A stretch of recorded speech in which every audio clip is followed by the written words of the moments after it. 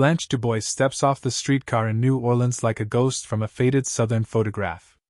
Dressed in delicate white, she carries the remnants of a lost aristocratic world, porches, manners, and old money, but the humid, raucous French Quarter air clashes immediately with her fragile poise. She grips her suitcase as though holding on to the last thread of a story she desperately needs to believe.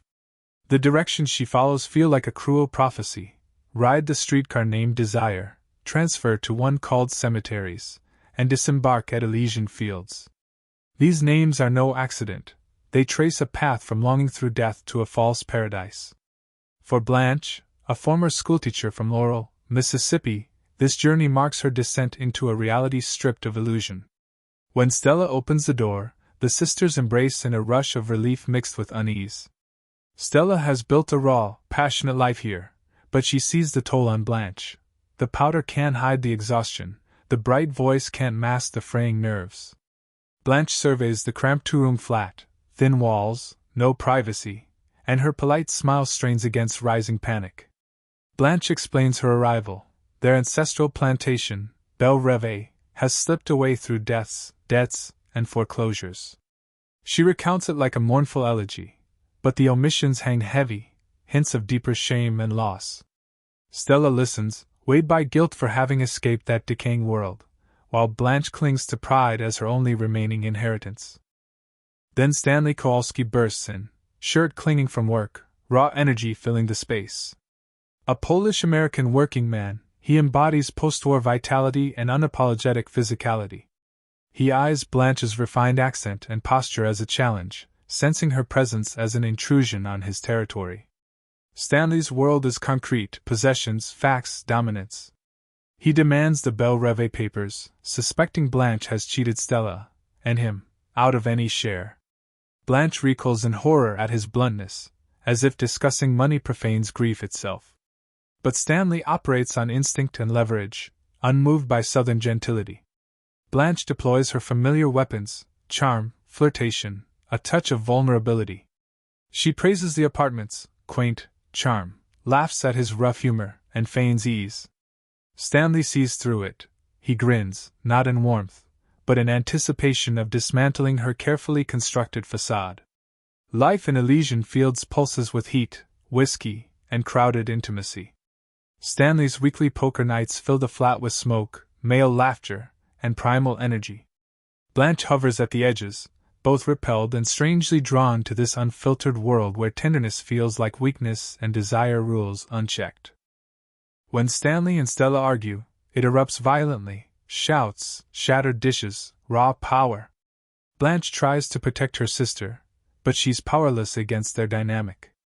The fight dissolves into fierce passion as Stella returns to Stanley, pulled by a gravitational force of lust and dependence that Blanche can only watch in horror.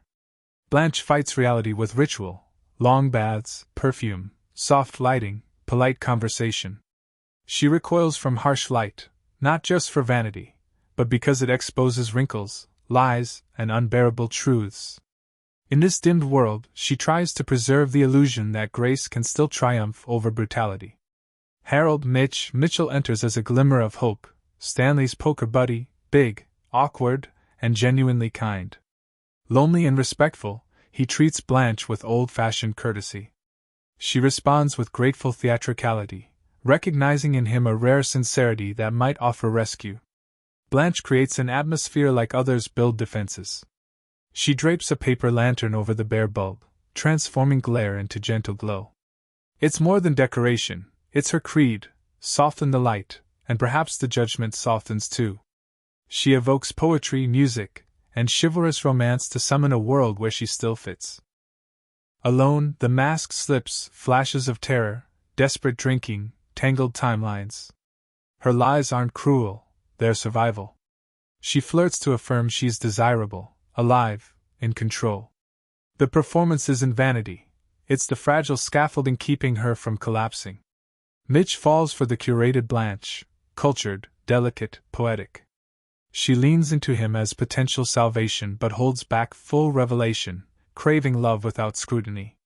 She pleads for patience, like someone gasping for breath in deep water. The source of her fragility surfaces in haunting fragments: her young husband, Alan Gray, whom she loved deeply. Discovering his secret homosexuality, she spoke a cruel truth in panic. He shot himself soon after. The memory isn't memory, it's a recurring scream that shatters her composure. Stanley turns detective, digging into Blanche's past in Laurel, rumors of scandal, drinking, fleeting affairs with men.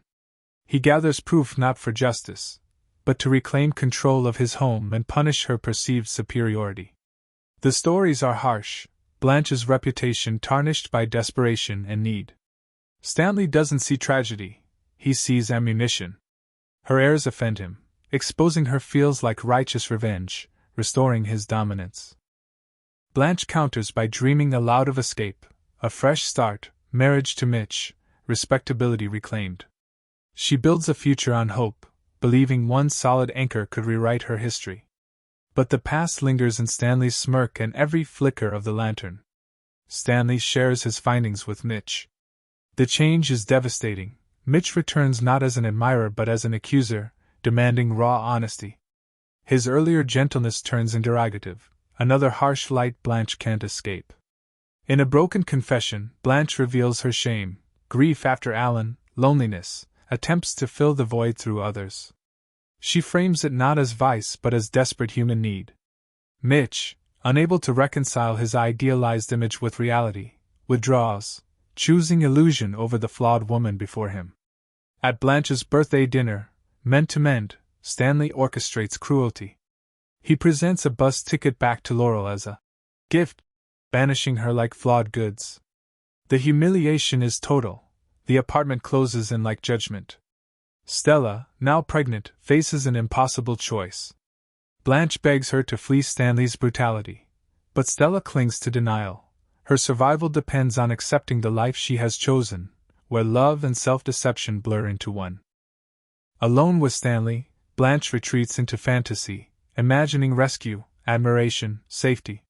He shatters it with brutal certainty. The assault that follows destroys not just her body but her last defense, the belief that imagination could protect her. In the final moments, Blanche is led away, clinging to delusions of gentleman callers and kindness. Stella weeps but returns to Stanley, choosing the bearable reality over collapse. The play endures because it probes what people will endure, invent, or destroy to survive: desire, illusion, truth. Blanche's last words, "I have always depended on the kindness of strangers," stand as both a plea and epitaph for a world where mercy is rare and reality unforgiving. If you learned something, consider giving the video a thumbs up. Let us know in the comments which work you would like to see next. Happy learning, we will catch you in the next video.